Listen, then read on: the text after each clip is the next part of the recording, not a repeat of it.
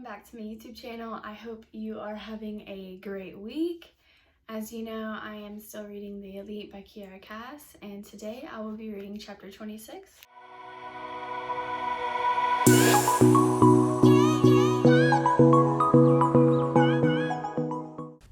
If you haven't already, you need to check out Clemmy B on Etsy. She made this super cute America Singer bookmark, and she also has characters from Six of Crows, Red Queen, and many other book series. Go check her out.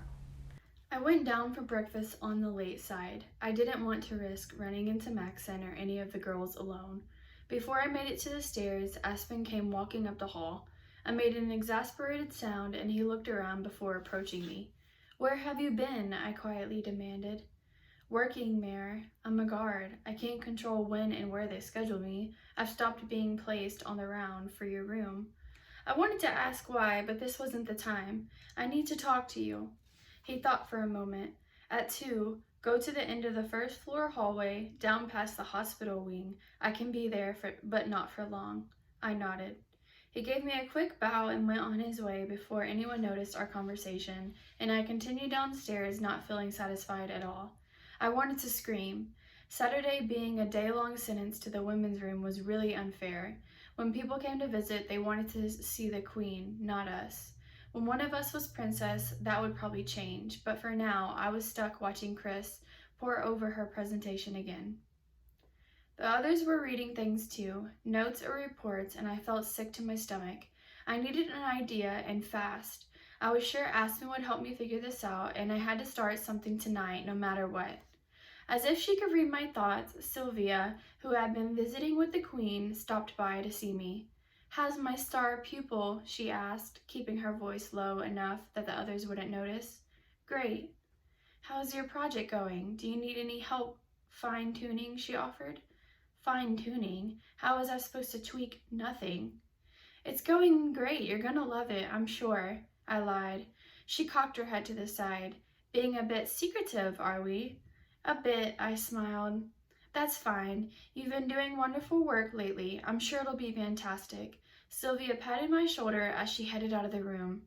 I was in so much trouble. The minutes passed so slowly that it was like a special kind of torture. Just before 2, I excused myself and went down the hallway. At the very end, there was a burgundy upholstered couch underneath a massive window. I sat to wait. I didn't see a clock, but the minutes passed too slowly for comfort. Finally, Aspen came around a corner. "About time," I sighed. "What's wrong?" he asked, standing by the couch, looking official. "So much," I thought. "So many things I can't talk to you about."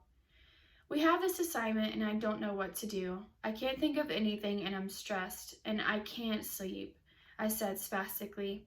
He chuckled. "What's the assignment? Tiara designing?" "No," I said, shooting him a frustrated glare. We have to come up with a project, something good for the country, like Queen Amberly's work with the disabled." "This is what you've been worked up about?" he asked, shaking his head. "How is that stressful? That sounds like fun." "I thought it would be too, but I can't come up with anything. What would you do?" Aspen thought for a moment. "I know. You should do a caste exchange program," he said, his eyes glittering with excitement. "A what?" "A caste exchange program. People from the upper caste switch places with people from the lower caste so they can know what it feels like to walk in our shoes." "I don't think that would work, Aspen, at least not for this project." "It's a great idea," he insisted. "Can you imagine someone like Celeste breaking her nails, stocking shelves? It'd serve them right." "What's gotten into you? Aren't some of the guards natural twos? Aren't they your friends now?" "Nothing's gotten into me," he answered defensively. "I'm the same as ever. You're the one who's forgotten what it was like to live in a house with no heat." I straightened my back. "I haven't forgotten. I'm trying to come up with a service project to stop things like that. Even if I go home, someone might use my idea, so I need it to be good. I want to help people." "Don't forget, Mayor," Aspen implored me with a quiet passion in his eyes. "This government sat by while you went without food. They let my brother get beaten in the square. All the talk in the world won't undo what we are. They put us in a corner we could never get out of on our own, and they're not in a rush to pull us out. Mayor, they just don't get it." I huffed and stood. "Where are you going?" he asked. Back to the women's room, I answered, starting to move. Aspen followed. Are we seriously fighting over some stupid project? I turned on him. No, we're fighting because you don't get it either. I'm a 3 now, and you're a 2. Instead of being bitter about what we were handed, why can't you see the chance you have? You can change your family's life. You could probably change lots of lives, and all you want to do is settle the score. That's not going to get anyone anywhere. Aspen didn't say anything, and I left. I tried not to be upset with him for being passionate about what he wanted. If anything, wasn't that an admirable quality? But it made me think so much about the Cass and how they couldn't be undone that I started getting angry about the situation. Nothing was going to change it, so why bother? I played my violin. I took a bath. I tried to nap. I spent part of the evening sitting in a quiet room. I sat on my balcony. None of it mattered. It was getting dangerously late in the game and I still had nothing for my project. I lay in bed for hours trying to sleep and not getting far with that either. I kept flashing back to Aspen's angry words, his constant struggle with his lot in life. I thought about Maxon and his ultimatum, his demand for me to commit. And then I wondered if any of this mattered anyway, since I was certainly going home as soon as I showed up Friday night without anything to present. I sighed and pulled back my blankets. I'd been avoiding looking at Gregory's diary again.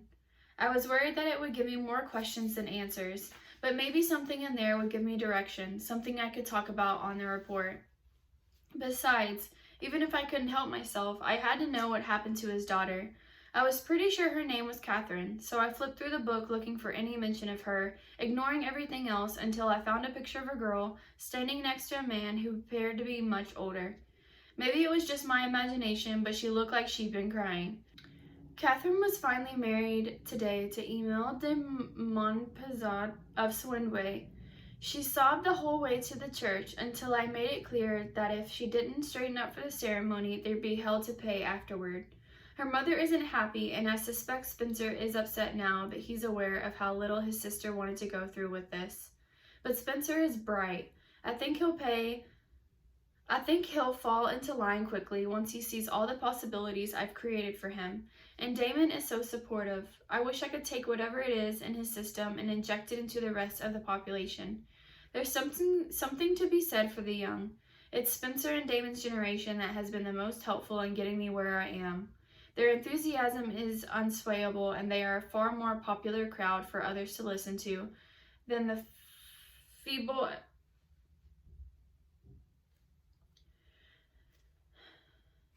Their enthusiasm is unswayable, and they are a far more popular crowd for others to listen to than the feeble elderly who insist we've gone down the wrong path. I keep wondering if there's a way to silence them for good that wouldn't mar my name. Either way, we are elated to have the coronation tomorrow. Now that Swindway has gotten the powerful ally of the North American Union, I can have what I want, a crown.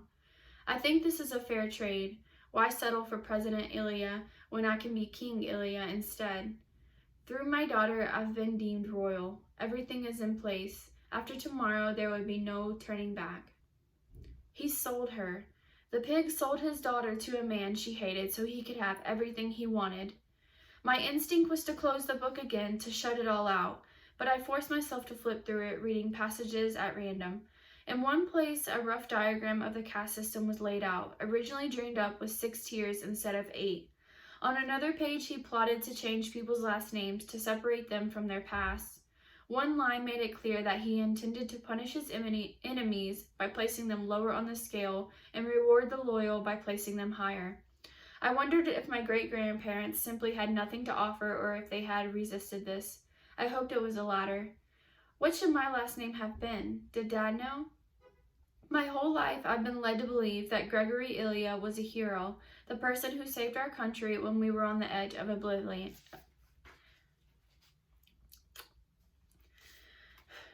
My whole life, I've been led to believe that Gregory Ilya was a hero, the person who saved our country when we were on the edge of oblivion. Clearly, he was nothing more than a power-hungry monster. What kind of man manipulated people so willingly?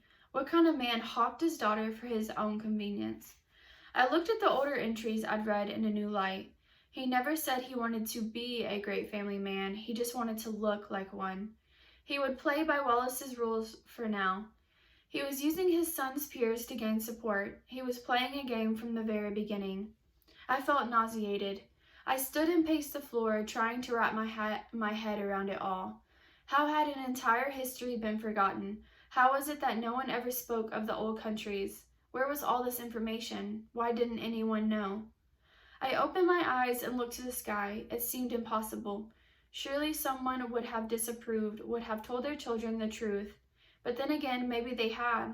I'd often wondered why Dad never let me talk about the time-worn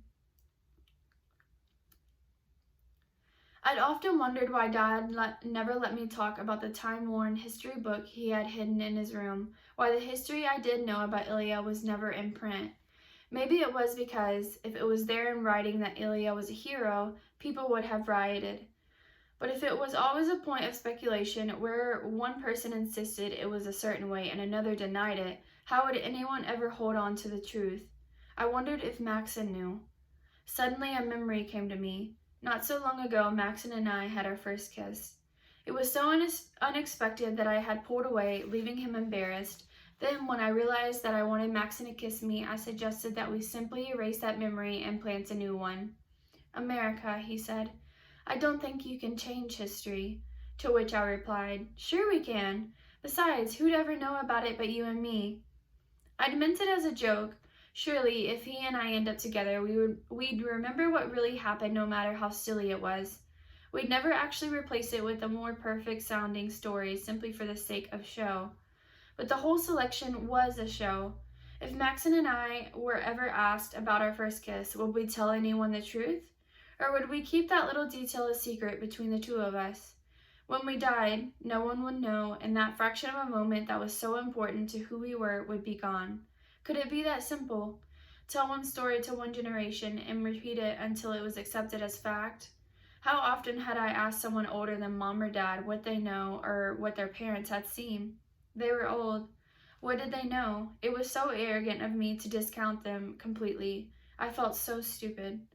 But the important issue wasn't how this all made me feel. The important issue was what I was going to do with it. I've lived my whole life stuck in a hole in our society, and because I love music, I didn't complain. But I had wanted to be with Aspen, and because he was a 6, it was harder than it had to be. If Gregory Ilya hadn't coldly designed the laws of our country, sitting comfortably at his desk all those years ago, then Aspen and I wouldn't have fought, and I never would have cared about Maxon. Maxon wouldn't even be a prince. Marley's hands would still be intact, and she and Carter wouldn't be living in a room barely big enough for their bed. Jared, my sweet baby brother, could study all the science he wanted instead of pushing himself into the arts for which he had no passion. By obtaining a comfy life in a beautiful house, Gregory Ilya had robbed most of the country of its ability to ever attempt to have the very same thing. Maxon said if I wanted to know who he was, all I had to do was ask. I'd been afraid to face the possibility of him being this person, but I had to know. If I was meant to make a decision about being a part of the selection or going home, I needed to know exactly what he was made of. Donning my slippers and robe, I left my room, passing the nameless guard on my way. "You all right, miss?" he asked. "Yes, I'll be back soon." He looked like he wanted to say more, but I left too quickly for him to speak. I headed up the stairs to the 3rd floor. Unlike the other floors, guards stood at the landing, preventing me from simply walking to Maxon's door. "I need to speak to the prince," I said, trying to sound firm. "It's very late, miss," the one to the left said. "Maxon won't mind, I promise." The one to the right smirked a little. "I don't think he'd appreciate any company right now, miss." My forehead creased in thought as I played that sentence in my head again. He was with another girl. I had to assume that it was Chris, sitting there in his room, talking, laughing, or maybe going up on her no-kissing rule. A maid came around the corner with a tray in her hands, passing me as she descended the stairs. I stepped to the side, trying to decide if I should push the guards to let me through anyway or give up. As I went to open my mouth again, the guard cut me off. "You need to go back to bed, miss." I wanted to yell at them or do something because I felt so powerless. It wouldn't help though, so I left. I heard the one guard, the smirking one, mumble something as I walked away, and that made it worse. Was he making fun of me? Feeling sorry for me? I didn't need his pity. I was feeling bad enough on my own. When I got back to the second floor, I was surprised to see that the maid who had passed me was there, kneeling as if she was adjusting her shoe, but clearly doing nothing of the sort. She raised her head as I approached, picking up her tray and walking toward me. "He's not in his room," she whispered. "Who, Maxon?" She nodded. "Try downstairs." I smiled, shaking my head in surprise. "Thank you." She shrugged. "He's not anywhere you couldn't find him if you looked anyway. Besides," she said, her eyes full of admiration, "we like you." She moved away, heading down to the first floor very quickly. I wondered exactly who "we" was, but for now her simple act of kindness was enough. I stood for a moment, leaving some space between the two of us, and headed downstairs. The great room was open but empty, as was the dining room. I checked the women's room, thinking that would be a funny place to go on a date, but they weren't there either. I asked the guards by the door, and they assured me that Maxon hadn't gone into the gardens. So I checked a few of the libraries and parlors before guessing that he and Chris must have either parted ways or gone back to his room. Giving up, I turned a corner and headed for the back stairwell, which was closer than the main one. I didn't see anything, but as I approached, I heard the distinct hiss of a whisper. I slowed, not wanting to intrude and not completely sure where the sound was coming from. Another whisper, a flirtatious giggle, a warm sigh. The sounds focused, and I was certain where they were coming from. I took one more step forward, looking to my left, and saw a couple embracing in the shadows. After the image settled and my eyes adjusted to the light, a shock went through me. Maxon's blonde hair was unmistakable, even in the darkness. How many times had I seen it just so in the dim light of the gardens? But what I'd never seen before, never imagined before, was how that hair would look with Celeste's long fingers, nails painted red, digging into it. Maxon was all but pinned to the wall by Celeste's body. Her free hand was pressed against his chest, and her leg was wrapped around his, the slit of her dress revealing her long lead, tinted slightly blue in the dark of the hall. She pulled back slightly, only to fall back into him slowly, teasing him, it seemed. I kept waiting for him to tell her to get off him, to tell her she wasn't what he wanted, but he didn't. Instead, he kissed her. She lavished in it and giggled again at his affection. He whispered something in her ear, and Celeste leaned in and kissed him deeper, harder than before. The strap of her dress fell off her shoulder, leaving what seemed like miles of exposed skin down her back. Neither of them bothered to fix it. I was frozen. I wanted to scream or cry, but my throat felt constricted. Why, of everyone, did it have to be her? Celeste's lips slid off Maxon's and settled onto his neck. She gave another obnoxious giggle and kissed him once more. Maxon closed his eyes and smiled. With Celeste no longer blocking him, I was in Maxon's line of sight. I meant to run, I meant to disappear, to evaporate. Instead, I stood there. So when Maxon opened his eyes, he saw me. As Celeste drew pictures and kisses up and down his neck, Maxon and I merely stared at each other. His smile now gone, Maxon had suddenly turned to stone.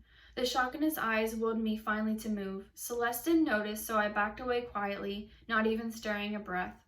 Once I was out of earshot, I broke into a run, blazing past all the guards and butlers working late into the night. The tears started coming before I made it up the main stairway. I pulled myself up and moved quickly to my room. I pushed past the concerned guard and through the doorway, sitting on my bed facing the balcony. In the quiet stillness of my room, I felt my heart ache. So stupid, America, so stupid. I'd go home. I'd forget this ever happened, and I'd marry Aspen. Aspen was the only person I could really count on. It wasn't long before there was a knock on my door, and Maxon came in without waiting for an answer. He stormed across the room, looking about as angry as I was. Before he could say a word, I confronted him. "You lied to me." "What? When?" "When haven't you been? How could the same person who talked about proposing to me want to be caught dead in a hallway with someone like her? What I do with her has absolutely nothing to do with how I feel about you. You're joking, right? Or because you're the next king, I suppose it's acceptable for you to have half-naked girls draped across you whenever you like?" Maxon looked stricken. "No, that's not what I think at all." "Why her?" I asked, looking to the ceiling. "Why, of anyone on the planet, would you want her?" When I looked to Maxon for an answer, he was shaking his head and looking around the room. "Maxon, she's an actress, a fake.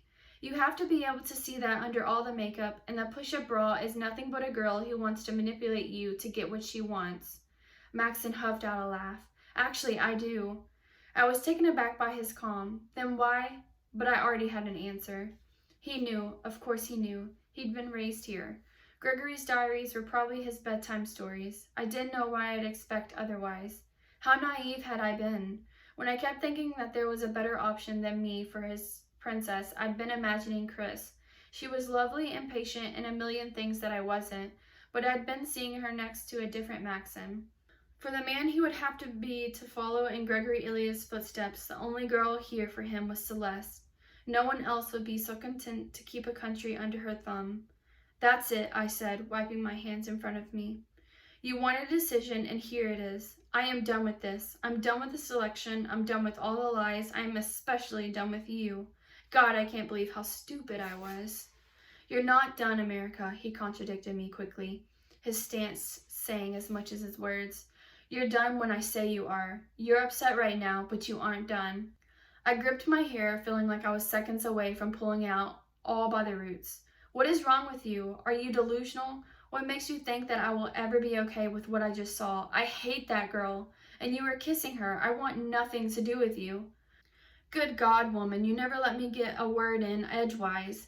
What could you possibly say that could explain that anyway? Just send me home. I don't want to be here anymore. Our conversation had been going back and forth so quickly that his silence was startling. No. I was enraged. Wasn't this exactly what he'd been asking for?